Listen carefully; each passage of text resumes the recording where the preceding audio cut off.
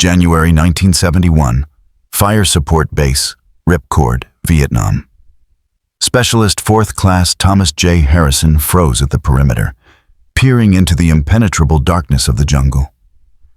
Rain hammered against his helmet, turning the night into a solid black wall. Somewhere out there, 200 or 300 meters away, the enemy was moving.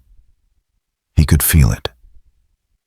Every night they came, infiltrating through the jungle, surrounding the base, preparing positions for a dawn assault. 3 months ago, American soldiers could only wait. Fire illumination flares blindly into the darkness and hoped to survive until morning. But this night, everything had changed. Harrison raised the PVS-2 night vision device to his eyes, and the darkness vanished.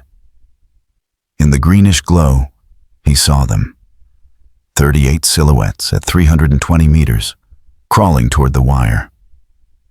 The Vietnamese moved slowly, silently, confident that night concealed them as reliably as it always had.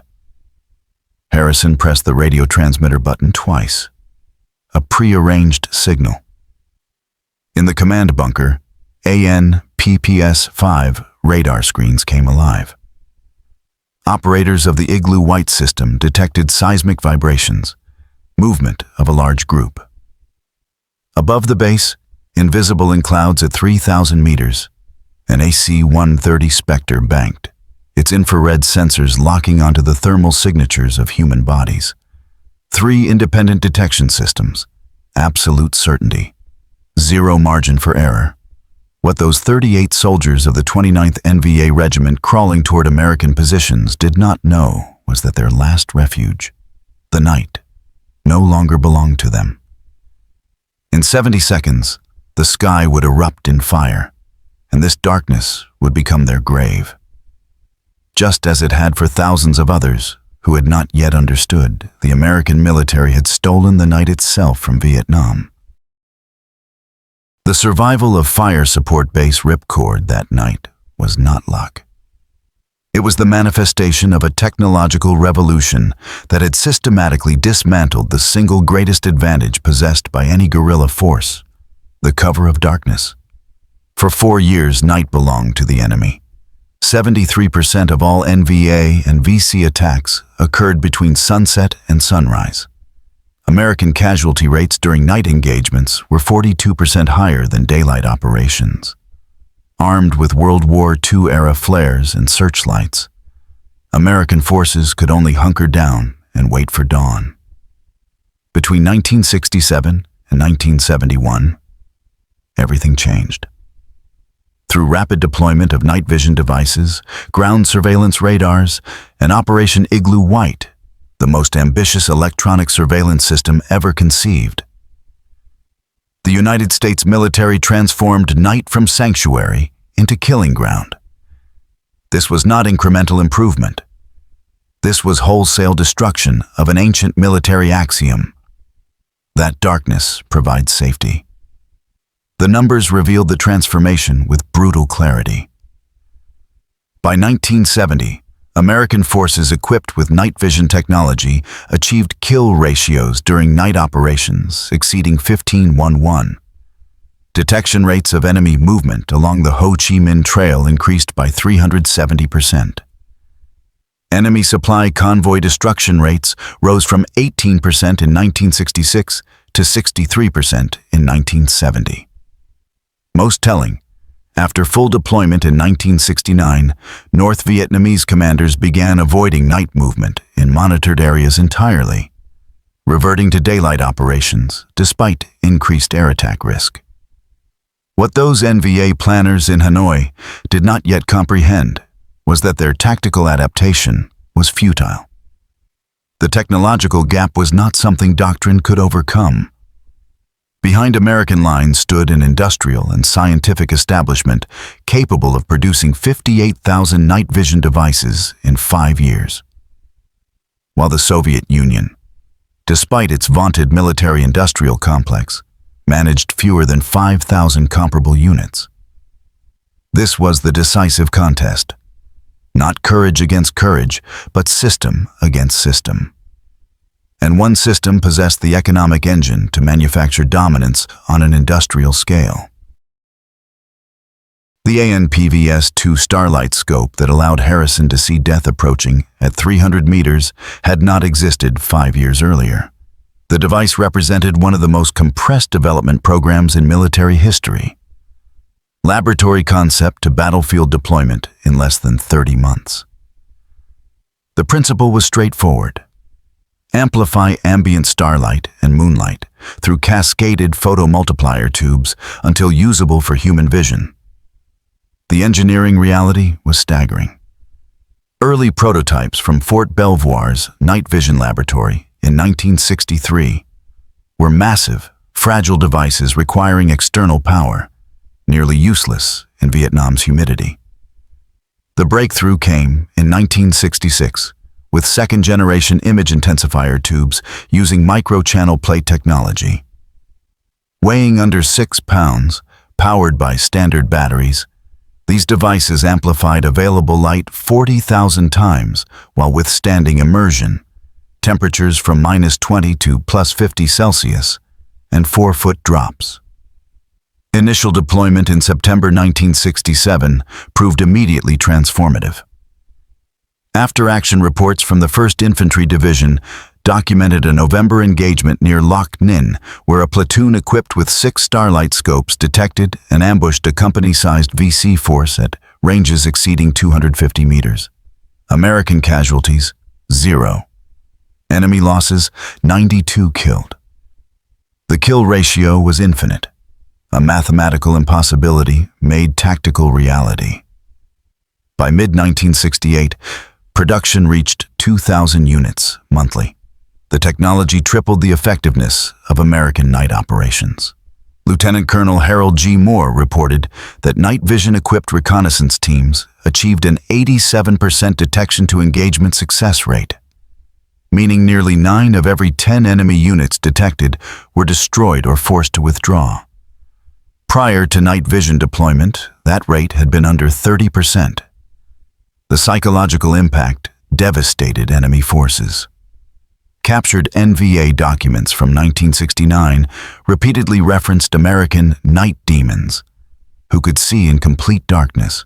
One intelligence report from August 1969 included instructions warning troops that Americans possessed devices that turn night into day, and noting that recent casualties during night operations had become unsustainable.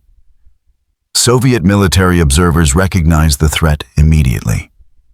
KGB reports from 1968 noted with alarm that American image intensification technology had created a qualitative asymmetry in night combat that Soviet forces could not immediately match. The reports recommended accelerated Soviet development and, in the interim, provision of countermeasures to North Vietnamese forces. These countermeasures took several forms. Movement during new moon periods when ambient light was minimal, use of smoke to degrade device performance, employment of bright flares to temporarily blind night vision through oversaturation. Yet these were, at best, partially effective. The fundamental problem remained. American forces could see at night. North Vietnamese forces, by and large, could not. What Soviet planners failed to anticipate was the scale of American industrial commitment. Between 1967 and 1972, the United States procured over 58,000 individual night vision devices for Vietnam, total program cost exceeding $280 million. The Soviet Union produced fewer than 5,000 comparable devices during the same period, with only a handful reaching Vietnam. This was not merely technological superiority. This was the capacity of a free market economy, mobilized for specific military objectives to outproduce any adversary. Night vision allowed individual soldiers to see in darkness, but with limitations. They required some ambient light. Their range measured in hundreds of meters, and they provided only what the operator directly observed. Comprehensive battlefield awareness demanded technology capable of detecting enemy movement through jungle canopy, in complete darkness, at ranges of several kilometers. The ANPPS-5 ground surveillance radar, deployed beginning in 1966, achieved this. Weighing only 27 pounds, including battery pack, the system could be carried and operated by a single soldier, yet detected personnel movement at ranges up to 10 kilometers in open terrain, 3 kilometers through moderate jungle.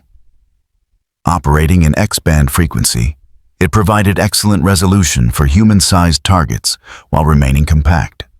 By 1968, American forces had developed sophisticated integration of radar surveillance with other intelligence sources and fire support systems, creating a seamless detection-to-destruction cycle. During Operation Dewey Canyon in early 1969, ground surveillance radars detected 73 separate enemy movement incidents over 30 days. Of these, 61 were successfully engaged with artillery or airstrikes before reaching marine positions. The remaining 12 were engaged and destroyed or dispersed by ground forces. Marine casualties were the lowest per capita of any comparable Aishau Valley operation. Soviet radar countermeasures doctrine, refined since World War II, was transmitted to North Vietnamese forces through advisory channels. NVA units learned to move during heavy rain when radar effectiveness was reduced. To recognize characteristic radar emissions using simple electronic warfare receivers and to avoid areas under known surveillance. Some reconnaissance units received Soviet-supplied direction-finding equipment specifically to locate American radar positions for targeting. Despite these countermeasures, the fundamental advantage remained with American forces. A single 27-pound device operated by 3 soldiers provided surveillance coverage equivalent to an entire infantry company in observation posts. By 1970, over 1,800 ANPPS-5 radars deployed throughout Vietnam, along with over 600 longer-range systems. Total investment exceeded $150 million. The effectiveness was validated not only by American reports, but by enemy acknowledgement. A captured 1970 NVA operations plan, recovered near Khe Sanh, included specific instructions regarding American radar positions, directing units to bypass areas under known surveillance and to move only during heavy weather.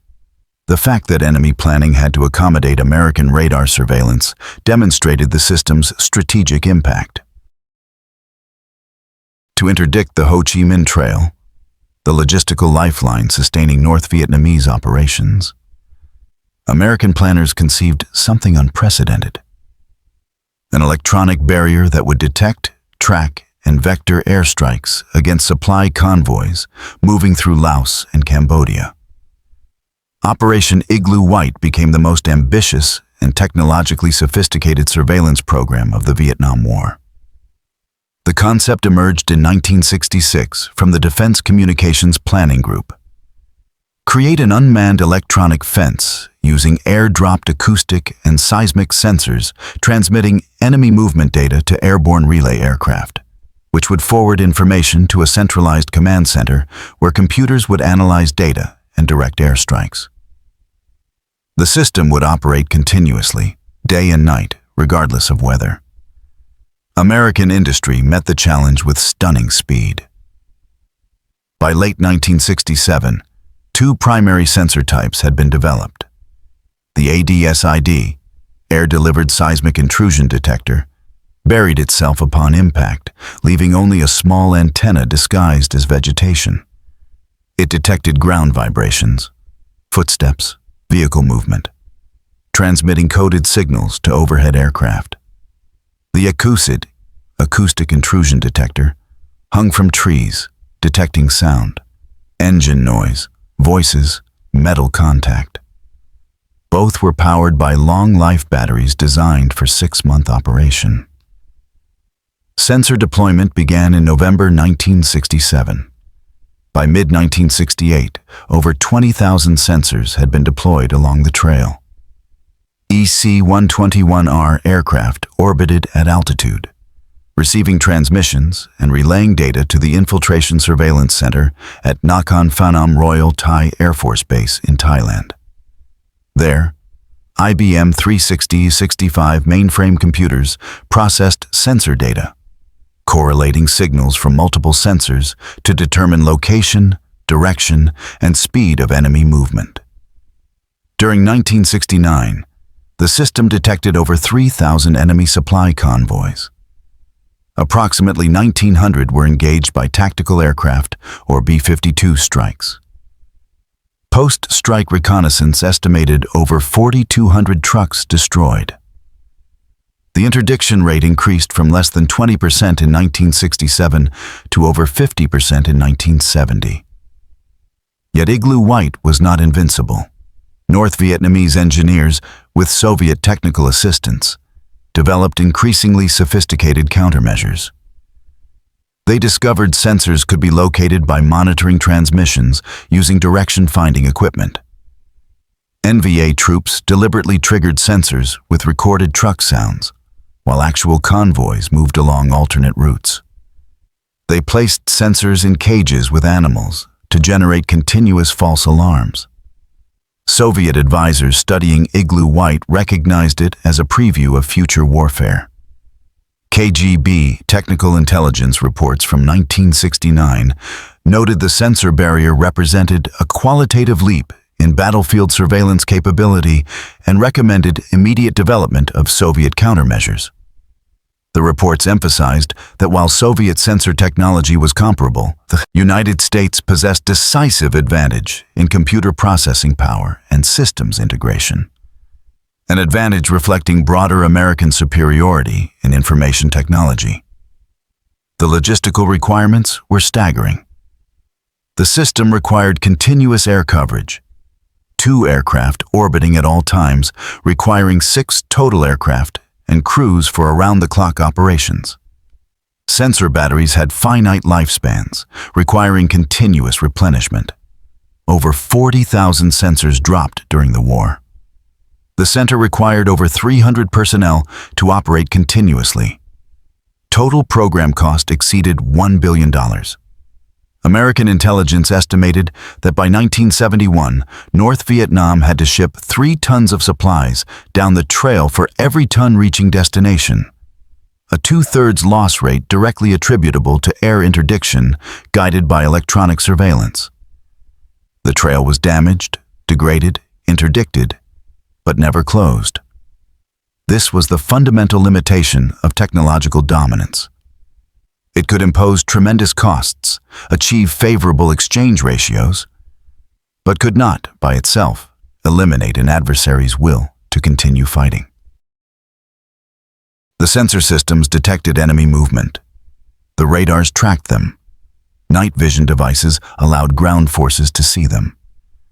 But the ultimate expression of American technological dominance was the AC-130 Spectre gunship, a weapons platform combining sensors, firepower, and precision to create the most lethal close air support aircraft in history. The AC-130A, entering service in 1968, was equipped with a sensor suite that made it a self-contained hunting system. Forward-looking infrared sensors detected heat signatures through jungle canopy. Low-light television cameras provided visual confirmation. The Black Crow system detected electromagnetic emissions from truck ignition systems, locating vehicles even when stationary.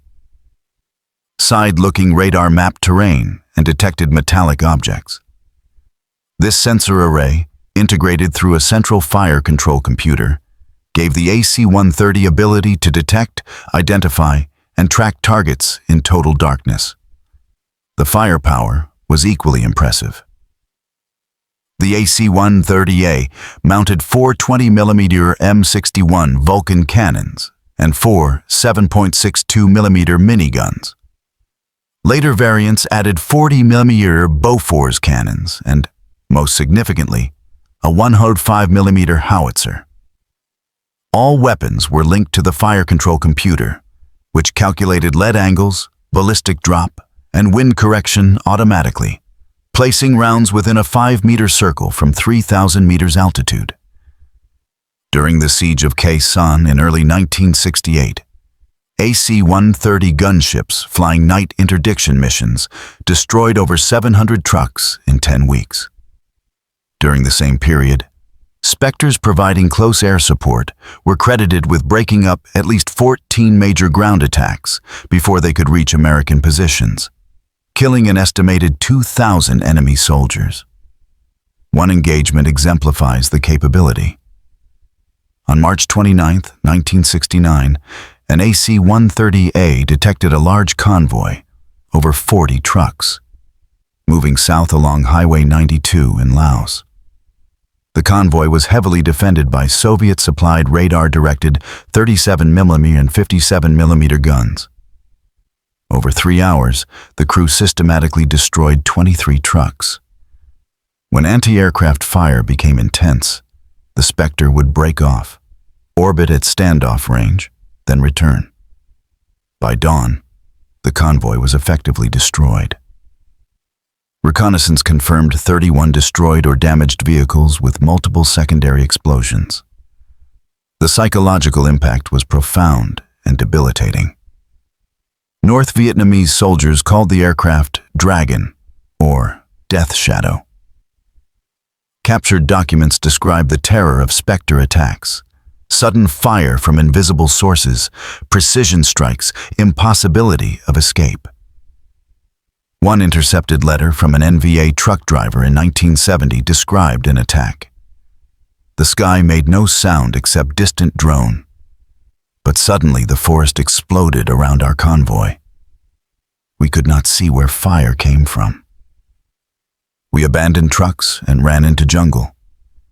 But even there, we were not safe. The fire followed us. Soviet military analysts were deeply concerned. Technical intelligence reports from 1969 describe the AC-130 as representing a new class of tactical aircraft combining reconnaissance, fire control, and strike capabilities in a single platform. Soviet air defense doctrine, emphasizing radar-guided anti-aircraft systems, was largely ineffective against an aircraft operating at medium altitude with advanced electronic countermeasures.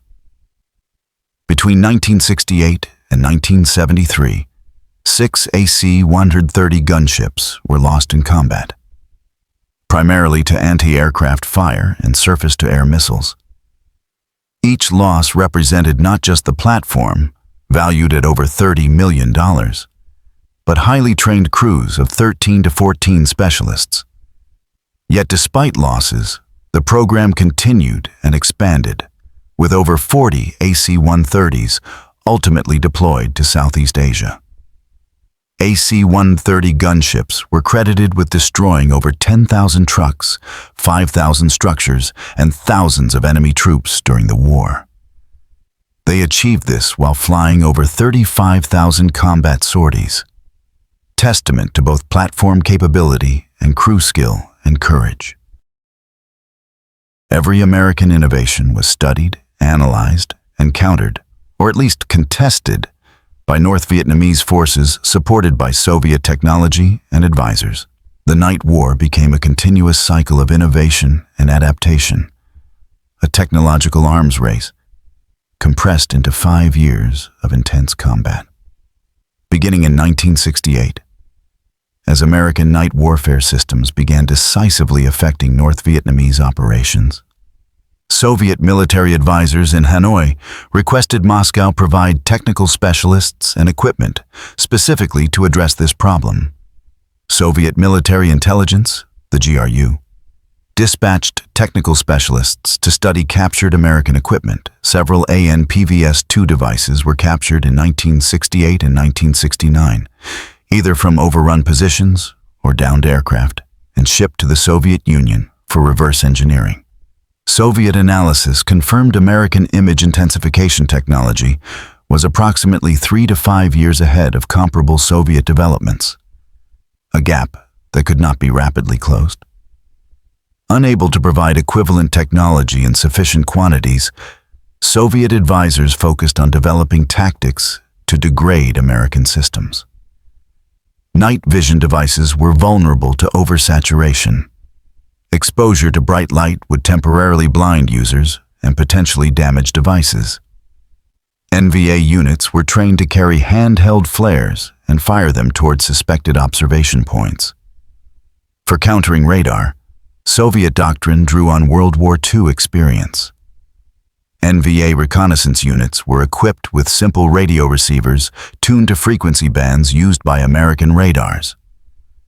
While these could not intercept radar transmissions directly, they could detect electromagnetic emissions, allowing enemy forces to locate American radar positions for targeting. The most sophisticated Soviet countermeasure targeted Igloo White. Soviet signal intelligence specialists determined sensors transmitted on specific UHF frequencies. Using direction-finding equipment, NVA engineers could locate active sensors. Rather than simply destroying them, which would alert operators, the North Vietnamese developed deception tactics. They placed captured sensors away from actual supply routes or deliberately triggered sensors along routes they did not intend to use. Beyond technology, Soviet advisors emphasized operational adaptations. They trained NVA logistics units in rapid dispersal techniques. When convoys came under air attack, vehicles would scatter in multiple directions, making it difficult for single aircraft to destroy entire convoys. They advocated for construction of bypass routes and alternate trails, creating redundancy, allowing supplies to flow even when primary routes were interdicted. The most effective Vietnamese adaptation was simply accepting the costs and persisting. North Vietnamese logisticians calculated that even with 50% loss rates along the trail, they could still deliver sufficient supplies to sustain forces in the south, if they shipped twice as much. This brutal calculus, enabled by massive material support from the Soviet Union and China, allowed North Vietnam to sustain military operations despite unprecedented American interdiction efforts. Captured documents provided insight into how North Vietnamese commanders viewed American capabilities. An after-action report from the 304th NVA Division, captured after an engagement near Khe Sanh in February 1971, acknowledged that American night vision and sensor capabilities had made night attacks against fortified positions extremely costly and rarely successful. The report recommended avoiding night attacks entirely unless targets were lightly defended. A 1970 directive from the Central Military Commission in Hanoi to field commanders, obtained by American intelligence, explicitly addressed American night warfare capabilities. The directive acknowledged that the enemy has developed technical means to see and detect us during night operations, and ordered units to exercise extreme caution during night movement to disperse formations, and to be prepared for sudden attack, even in complete darkness. What these directives revealed was acknowledgement of fundamental asymmetry. North Vietnamese commanders understood they faced technological disadvantages they could mitigate but not overcome. They adapted tactically, accepted higher casualties, and relied on strategic patience and political will to outlast American commitment. This was the paradox of the Night War. American forces achieved overwhelming tactical superiority, yet strategic outcomes depended on factors beyond technology's reach. The ultimate validation of American technological dominance came not from American assessments, but from testimony of those who faced it. North Vietnamese documents, prisoner interrogations, and post-war memoirs provided windows into how the enemy perceived and experienced the night warfare revolution. Senior Colonel Bui Tin, who served in various staff positions in North Vietnam's high command and later defected, wrote in his memoir that American night warfare capabilities represented the most significant tactical problem we faced after 1968. He noted the combination of sensors, night vision, and air power had effectively eliminated night as a period of safety for our forces, and forced fundamental changes in how North Vietnam conducted military operations. His assessment was blunt. We adapted, we persisted, but we never solved the problem of American night warfare technology. We simply accepted the costs it imposed. A captured report from the commander of the 559th Transportation Group, responsible for managing logistics along the Ho Chi Minh Trail, detailed losses sustained during a 6-month period in 1970. Over 1,800 trucks destroyed, approximately 3,000 drivers and support personnel killed, countless tons of supplies lost. The report attributed 78% of losses to night attacks by aircraft that can see in darkness and detect our movements before we are aware of their presence. Interrogations of prisoners provided insight into psychological impact. A North Vietnamese Army lieutenant captured near Khe Sanh in January 1971 described leading a night attack against an American firebase. His unit had trained for months, rehearsing the assault plan. As they formed for attack, the firebase erupted with fire. Illumination rounds, machine gun tracers, mortar strikes, all precisely targeted. He reported Americans were shooting at targets they should not have been able to see, and that they knew where we were before we attacked. His unit suffered 63% casualties before withdrawing. The lieutenant stated his surviving men were terrified of attacking American positions at night. Soviet military observers provided analytical perspective. A classified report from Soviet advisors in North Vietnam, dated August 1970 and later obtained by Western intelligence, assessed American night warfare capabilities as representing a generational leap beyond our current tactical doctrine. The report noted Soviet forces would face similar or more advanced systems in any future conflict with NATO, and recommended urgent development programs. Significantly, the report acknowledged the technology gap could not be addressed through tactical adaptation alone. It required equivalent technology, which Soviet industry could not provide in the near term. Post-war writings of Senior General Von Nguyen Giap, architect of North Vietnamese military strategy, offered strategic assessment. In memoirs published in the PVS 1980s, Giap acknowledged American technological superiority, particularly in night warfare, had forced North Vietnam to fight in ways that incurred tremendous costs and required enormous support from our allies. He noted loss rates along the trail were difficult to sustain, and that only massive assistance from the Soviet Union and China allowed North Vietnam to continue operations.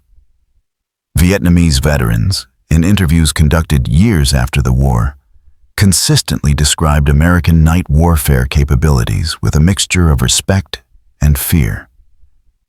One former NVA truck driver on the trail described the experience. During day, we could hide in jungle, but at night, we had to move. But night was when they hunted us. We would hear aircraft. Sometimes we could not even hear them, and suddenly jungle would explode. We never knew when it would come. Every night on trail, you wondered if you would see morning. These accounts, from various sources and perspectives, converged on consistent themes. American technology had fundamentally altered the character of night combat. The enemy adapted, developed countermeasures, and continued to fight, but never achieved parity. The night, which had been their sanctuary, became contested ground where American forces held decisive advantages. The Vietnam War ended in 1975, with the fall of Saigon. Yet the technological revolution in night warfare that American forces pioneered in Vietnam's jungles did not end with the war. It became foundation for transformation in military capability, defining American tactical dominance for the next half-century. The technologies developed for Vietnam became standard equipment throughout the American military. By the late 1970s, every infantry squad had designated members equipped with night vision. Armored vehicles were fitted with thermal sights, allowing tank crews to see and engage targets in total darkness. Attack helicopters gained FLIR systems, making them lethal hunters in night skies. This technological inheritance proved decisive in subsequent conflicts. During the 1991 Gulf War, coalition forces equipped with third-generation night vision and thermal imaging achieved complete night warfare dominance over Iraqi forces. The famous left hook flanking maneuver was conducted largely during darkness, with American armored units navigating and fighting at speeds impossible without night vision. Iraqi forces, equipped largely with Soviet technology remaining a generation behind American systems, were as helpless as North Vietnamese forces had been 2 decades earlier. The pattern repeated in Afghanistan and Iraq in the 2000s. American Special Operations Forces conducted night raids with near impunity, using night vision and aerial surveillance to achieve complete surprise. The phrase, "We own the night," became mantra in American Special Operations circles, direct descendant of capabilities pioneered in Vietnam. The Soviet Union, which had observed American night warfare capabilities with deep concern, eventually developed comparable technologies. But the collapse of the Soviet Union in 1991 meant these capabilities never reached widespread deployment. The Russian military inherited some advanced systems, but lacked resources to equip forces comprehensively. The technology gap had roots in 1960s decisions about research priorities and industrial investment. The broader legacy extended beyond military applications. Image intensification technology developed for military night vision found civilian applications in law enforcement, search and rescue, and industrial inspection. Sensor technologies developed for Igloo White influenced modern intrusion detection and environmental monitoring networks.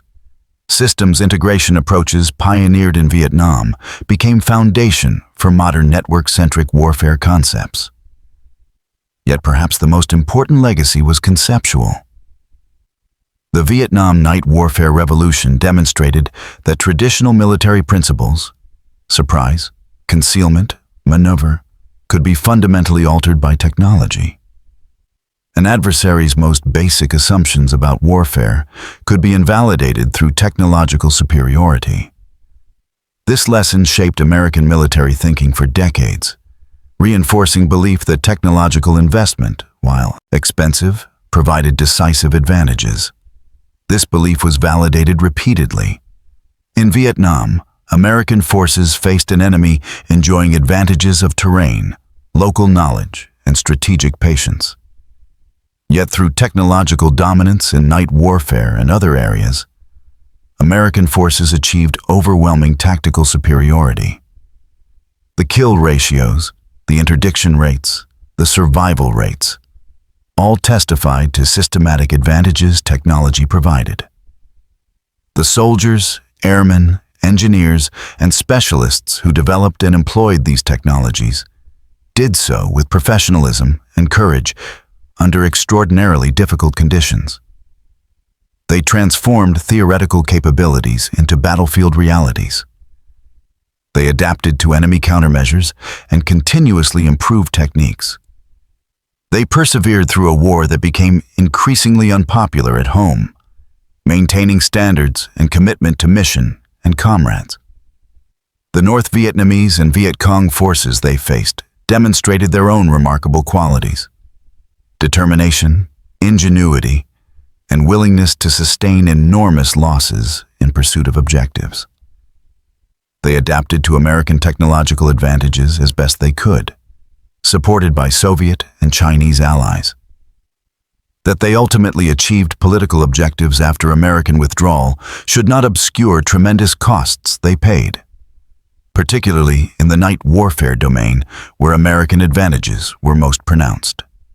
The night warfare revolution was demonstration of what American economic power, technological innovation, and military professionalism could achieve when focused on specific operational problems. It showed that fundamental battlefield conditions could be altered through technology, and that ancient principles of warfare were not immutable laws, but assumptions that could be challenged and overturned. They stole the night from the enemy. They turned darkness from sanctuary into killing ground. They saved countless American lives through early warning, rapid response, and overwhelming firepower delivered with precision. Behind every statistic was a soldier with night vision goggles straining to detect enemy movement, a radar operator interpreting scope returns, a sensor analyst processing data from hundreds of sources, an AC-130 crew flying into heavy fire to support troops in contact. The revolution in night warfare was their legacy. A legacy continuing to protect American soldiers and project American power on battlefields around the world. In darkness, where once all forces were equal and blind, American technological dominance, created by those who served in Vietnam, ensured American forces would see while adversaries remained blind, would strike with precision while adversaries fired blindly, would survive while adversaries perished. They won the night. And in doing so, they changed warfare forever.